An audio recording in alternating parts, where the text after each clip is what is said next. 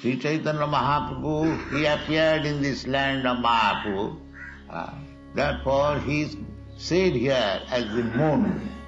Therefore he said Chandra, Mayapur Chandra. Now, as Sri Mayapur Chandra is rising. Rising means is to distribute the moonshine all over the world.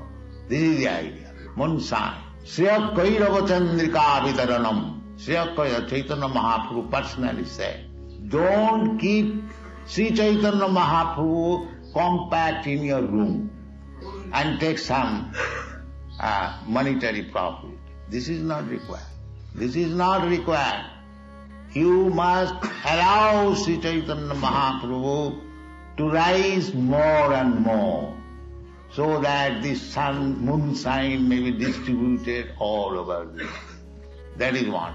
Therefore, this temple is situated.